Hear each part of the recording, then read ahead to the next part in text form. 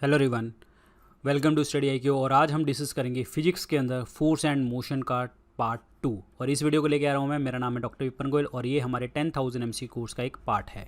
तो बढ़ते हैं आगे बढ़ने से पहले आपको बता दूं, दो पेड कोर्सेज 10,000 MC की कोर्स और से GS कोर्स आता है मेरा। आप परचेज कर सकते हैं स्टडी आईक्यू ऐप के ऊपर और अपने दोस्तों को बता सकते हैं। Start with the first question. Actually second question number गलत हो गया, चलो एंड नेवर माइंड। चलते हैं पहले क्वेश्चन की तरफ। What principle explains the working of the hydraulic brakes in automobiles. मैंने आपको बताया था हाइड्रोलिक वर्ड कहीं पे भी, हाइड्रोलिक ब्रेक, प्रेस, कोई भी वर्ड आता है, लिफ्ट आता है, तो वहाँ पे आपका आंसर बनेगा पास्कल लॉ। आंसर इसमें सी ऑप्शन बनेगा।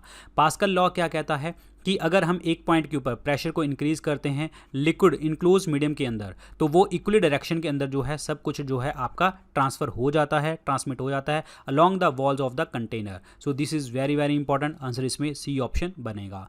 बाकी कोई भी आपका क्वेश्चन है, मैं इसमें क्वेश्चन की तरफ आपको जाऊंगा ही जाऊंगा, बस सिर्फ क्वेश्चन की तरफ, क्योंकि बाकी एक्सप्लेनेशन में दूंगा, क्योंकि जो बाकी चीज़ें हैं रीज़न बिंग क्योंकि कंफ्यूज हो सकते हैं। तो साइंस के खास करके जो हम फिजिक्स के अंदर क्वेश्चन डिस्कस कर रहे हैं वो हम ऐसे ही डिस्कस करेंगे, क्वेश्चन और आंसर, बस दैट्स इट। क्योंकि जितने भी एग्जांपल बनेंगी और भी आगे आगे इस तरीके से क्वेश्चंस आएंगे तो उसमें आपको ज़्यादा समझ आएगा।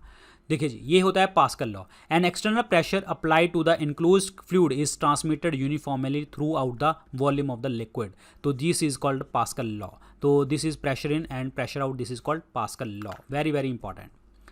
इन science a push or pull of an object is called. अगर हम किसी चीज़ को पुश करते हैं, जब पुल करते हैं, उसको हम क्या कहते हैं? फोर्स कहा जाता है। आंसर इसमें क्या बनेगा? आपका सी ऑप्शन बनेगा। बड़ा सिंपल सा क्वेश्चन है। अगर हम किसी को पुश करेंगे तो पुल करेंगे तो वहाँ पे एक बल लगेगा ही लगेगा, और force is equal to M into A, mass into acceleration होता है। Answer is C option. The frictional force exerted by the fluids is also called.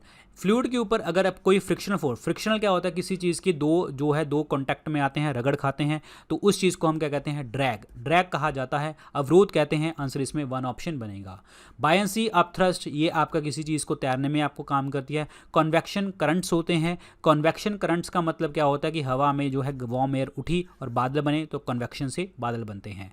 Answer इसमें वन ऑप्शन बनेगा correct answer. Drag is the correct one. ये है buoyancy, thrust और drag और wait. Clear, याद रखिए। अगला क्वेश्चन देखिए। If A bullet of mass m is fired in A wooden block with velocity v, what is the final velocity of the system. Final velocity क्या हो जाएगी?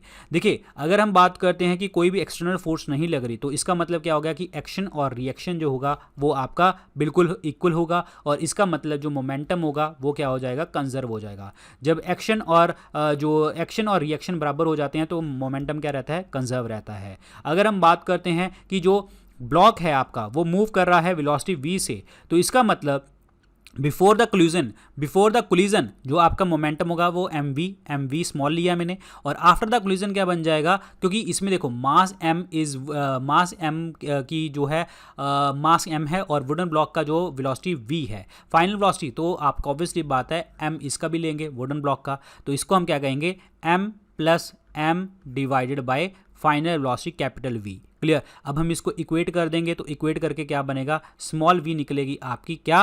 That is capital V कैसे निकलेगी? ये निकलेगी m upon m plus m into v। ठीक है, ये आपका फॉर्मूला बन जाएगा। So this is question clear, मतलब mv और ये बनेगा। ठीक है, ये फाइनल v, क्योंकि फाइनल वेलोसिटी निकालनी थी कैपिटल V, तो ऐसे बनेगा mv और m plus m, that is C option बनेगा, क्योंकि कैपिटल वेलोसिटी इज ये बनेगा। ठीक है, सी ऑप्शन बनेगा। मैं रिपीट कर रहा हूँ, मास m है बुलेट का और वुडन ब्लॉक का मास m ले लिया हमने, वेलोसिटी v से हुआ, फाइनल वेलोसिटी निकालना है। जब आप कोई एक्सटर्नल फोर्स नहीं लगा रहे तो एक्शन और रिएक्शन बराबर हो जाएंगे, तो मतलब मोमेंटम आपका कंजर्व रहेगा। तो mv is equal to m plus m into v, तो ये बनेगा। तो कैपिटल V जो बनेगी वो इस तरीके से आप निकाल सकते हैं। तो आंसर इसमें सी ऑप्शन बनेगा correct answer, C option. The motion of a freely falling body is an example of dash motion. अगर कोई फ्रीली फॉल बॉडी है उसका जो एग्जाम्पल है वो किस चीज़ का मोशन होगा? उसको हम कहते हैं यूनिफॉर्मली एक्सेलरेटेड मोशन, हम उसको कह देते हैं अगर कोई फ्रीली फॉलिंग बॉडी है। So this is very very important. Clear, uniformly accelerated motion उसको कहते हैं, क्योंकि जो ग्रेविटेशन पुल है अर्थ का वो क्या करता है? वो उसको नीचे की तरफ लेके चलता है जब वो equal velocity in equal interval of time में आपका चलेगा। जितना 1 मिनट में करेगा उतनी वेलोसिटी वेलोसिटी दूसरे मिनट में सेम आपकी चलेगी, मतलब equal velocity in equal time interval. Clear, this is very important. तो ये यूनिफॉर्मली एक्सेलरेटेड होता है। आंसर इसमें 1 ऑप्शन बनेगा। 1 option is the correct answer. Clear, ध्यान रखिए। Which of the following force is a dissipative. Dissipative forces का मतलब क्या होता है? डिसिपेटिव फोर्सेज का मतलब होता है नॉन कंजर्वेटिव फोर्सेज, जो आपकी कंजर्व नहीं होती है। नॉन कंजर्वेटिव फोर्सेज उसको कहते हैं। जैसे कि अगर हम बात करें for example force of gravity, force of gravity की अगर हम बात करते हैं, स्प्रिंग फोर्सेस की अगर हम बात करते हैं, स्प्रिंग फोर्सेस, तो ये जो फोर्सेस होती हैं ये आपकी क्या होती हैं? कंजर्वेटिव फोर्सेस होती हैं। कंजर्वेटिव यानी कि कंजर्व रहती हैं। लेकिन जो आपका नॉन कंजर्वेटिव होती हैं ये क्या करती हैं? ये वर्क डन होता है ए पोजीशन से बी पोजीशन के ऊपर। ये डिपेंड क्या करता है? कितना उसने पाथ कवर किया, कितना उसने पाथ कवर किया। फॉर एग्जाम्पल फ्रिक्शन, फ्रिक्शन जब भी होता है तो रगड़ खाता है, तो एक जगह से दूसरी जगह पे जाएगा। Resistance, air resistance, air resistance, clear, जो ड्रैग वाला पोजीशन हमने डिस्कस किया था, तो वो भी इसमें नॉन कंजर्वेटिव में आएगा। नॉन कंजर्वेटिव फोर्सेज जो होती हैं वो फ्रिक्शन होता है, एयर रेजिस्टेंस होती है, जिसके अंदर जो है आपकी पोजीशन दोबारा से वापस नहीं जाती। तो इसका आंसर क्या बनने वाला है? तो these are the frictional forces. तो फ्रिक्शनल फोर्सेज की बात करें तो डिसिपेटिव नॉन कंजर्वेटिव है, air resistance is also the non conservative. Answer इसमें बी ऑप्शन बनेगा। ये है जी नॉर्मल फोर्स, ये आपको याद करने की जरूरत नहीं है, बस इतना पता होना चाहिए वेट नीचे की तरफ है, फोर्स ऊपर की तरफ है, that's it. Frictional force. For an object the state of rest is considered to be the state of dash speed. देखिए, अगर हम बात करते हैं कि कोई पोजीशन आपकी चीज़ जो है रेस्ट पोजीशन के ऊपर है, तो उसकी कौन सी स्पीड होगी? वो बिल्कुल जीरो स्पीड के ऊपर होगा, मतलब बिल्कुल भी मूव नहीं करेगा। क्लियर। अगर कोई ऑब्जेक्ट रेस्ट पे है तो रेस्ट में, मोशन में तो मोशन में। ये फर्स्ट लॉ हमें बताता है। अगर वो रेस्ट पे ऊपर है तो मतलब उसकी जीरो स्पीड है। आंसर इसमें डी ऑप्शन बनेगा। न्यूटन का फर्स्ट लॉ ऑफ मोशन किस चीज़ का कॉन्सेप्ट हमें देता है? न्यूटन का first law of motion concept देता है आपको इनर्शिया का कॉन्सेप्ट देता है। आंसर इसमें डी ऑप्शन बनेगा, क्योंकि ये बताता है कि कोई चीज़ रेस्ट पे है, अगर कोई चीज़ मोशन में है तो मोशन में है। हाँ, जब तक बाहर की एक्सटर्नल फोर्स नहीं लगती। अगर एक्सटर्नल फोर्स लगेगी तो मोमेंटम चेंज होगा, वो आपका सेकेंड लॉ ऑफ मोशन है। और action and reaction equal and opposite होते हैं, वो आपका थर्ड लॉ ऑफ मोशन देखने को मिलता है। आंसर इसमें D is the correct answer. D is the correct answer. Clear. और एनर्जी की बात करें तो एनर्जी के यूनिट क्या होते हैं? जूल होते हैं। और वर्क भी आपका यही होता है, momentum is equal to M into V. Answer is D option is the correct one. Clear. ये वही चीज है, object will not change its motion unless जो है आपकी बाहर से कोई फोर्स नहीं लगती। अगर रेस्ट पे है तो रेस्ट में है, मोशन में तो मोशन में है।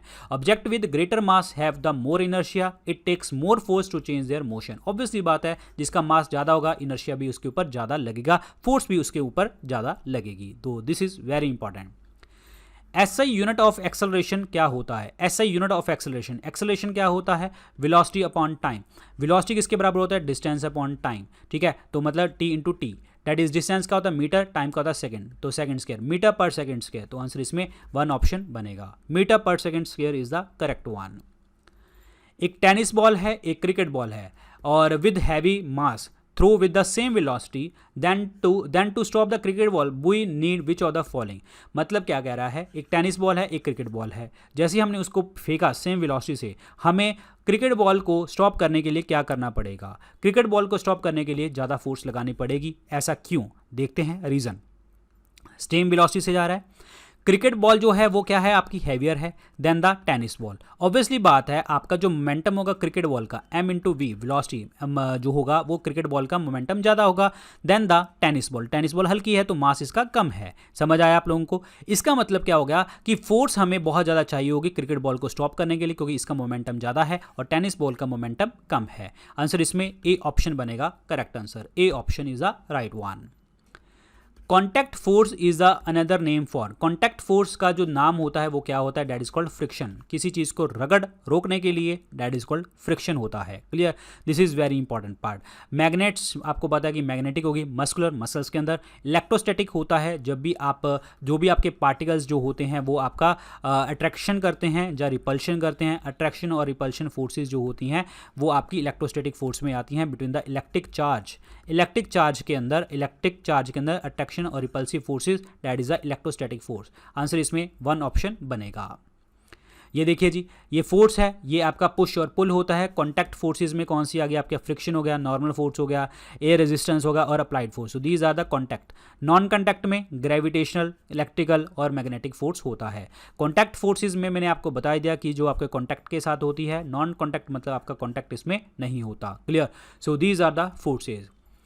Rocket act on the law of conservation of. Rocket जो होता है वो किस चीज़ के ऊपर बात करता है, किस चीज़ की कंजर्वेशन के ऊपर बात करता है, तो वो बात करता है आपका मोमेंटम के ऊपर। वो मोमेंटम कौन सा, लीनियर मोमेंटम, नॉट एंगुलर, ध्यान रखना, लीनियर मोमेंटम, रैखिक संवेग। क्योंकि क्या होता है कि रॉकेट आगे जाता है, पीछे ही आपका धुआं छोड़ के जाता है, तो दैट इज लीनियर मोमेंटम की बात करते हैं। तो that is called, D option is the correct answer, D option is the right one. Clear. और इसका प्रिंसिपल मैंने आपको बताया था, थर्ड लॉ ऑफ मोशन, जिसमें एक्शन और रिएक्शन बराबर होते हैं। एक्शन क्या है, वो ऊपर जा रहा है, रिएक्शन के पीछे गैस ही छोड़ रहा है, तो इसके मतलब मोमेंटम का कंजर्व है, और वो कौन सा, linear momentum. So this is important one. In A qualitative way, the tendency of the undisturbed object stay at the rest or to keep moving with the same velocity is called। अगर tendency है undisturbed object की, वो stay है rest के ऊपर और move कर रहा है सेम वेलोसिटी के साथ, उसको हम क्या कहते हैं, उसको हम कहते हैं inertia. First law of motion की बात यहाँ पे बात कर रहा है, फर्स्ट लॉ ऑफ मोशन की। ये वही चीज़ है जी, ठीक है, वही चीज़ जो मैंने आपको बताई थी।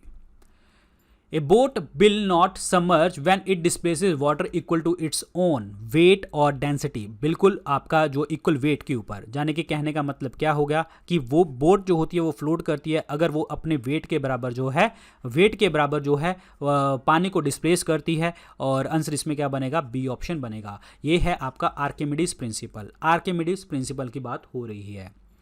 गैलीलियो लॉ बताइए, फॉलिंग बॉडीज का क्या होता है। गैलीलियो लॉ होता है आपका, that is a first law of motion. Clear. जिसमें कोई चीज़ रेस्ट पे है तो रेस्ट पे, मोशन में तो मोशन में। अगर हम बात करते हैं कि उसको एक्सटर्नल फोर्स लगाएंगे तो वो गैलीलियो फोर्स की बात करता है, तो आंसर इसमें न्यूटन्स का फर्स्ट लॉ बताता है कि कोई चीज़ रेस्ट पे है तो रेस्ट पे है। यही आपका गैलीलियो लॉ का फॉलिंग बॉडी का प्रिंसिपल हमें बताता है। Answer is B option, Newton's first law.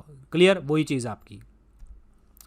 Falling drop of rain water acquires a spherical shape. जो पानी ड्रॉप हो रहा है नीचे, वो सेफेरिकल शेप में आ जाता है। इसका रीज़न क्या है, इसका रीज़न है आपका सरफेस टेंशन, क्योंकि वो अपने आप को मिनिमम सरफेस एरिया में लेके आने की कोशिश करेगा फॉलिंग ड्रॉप। क्लियर। और मिनिमम सरफेस एरिया को कोई भी चीज़ अगर लेके आती है तो उसको हम क्या कहते हैं, उसका पृष्ठ तनाव कहते हैं, सरफेस टेंशन हम उसको कहते हैं। आंसर इसमें बी ऑप्शन बनेगा।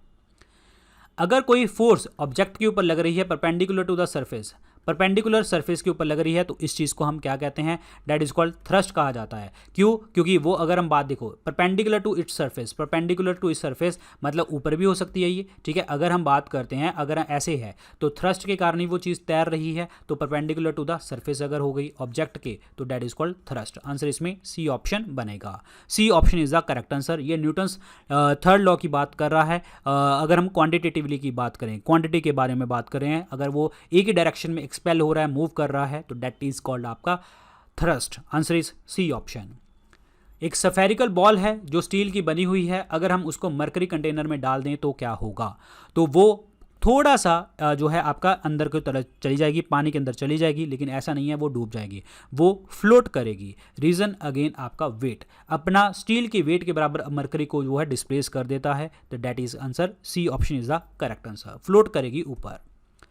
लॉ ऑफ इनर्शिया को हम क्या कहते हैं, फर्स्ट लॉ ऑफ मोशन कहते हैं। आंसर इसमें अगेन वन ऑप्शन बनेगा, correct answer one option. Clear. Second third मैंने आपको बता रखे हैं, आंसर इज वन ऑप्शन। ये वही चीज़ है जी आपकी, कोई चीज़ रेस्ट पे तो रेस्ट पे, कोई चीज़ मोशन में तो मोशन में, तो this is Newton's first law. So guys ये थे आज के लेक्चर के अंदर क्वेश्चन। बाकी जो भी अपडेट्स होंगे वो टेलीग्राम चैनल के ऊपर आपको मिलेंगे और इंस्टाग्राम के ऊपर आप मुझे यहाँ पे फॉलो कर सकते हैं। Thank you so much, good luck guys, take care, bye bye.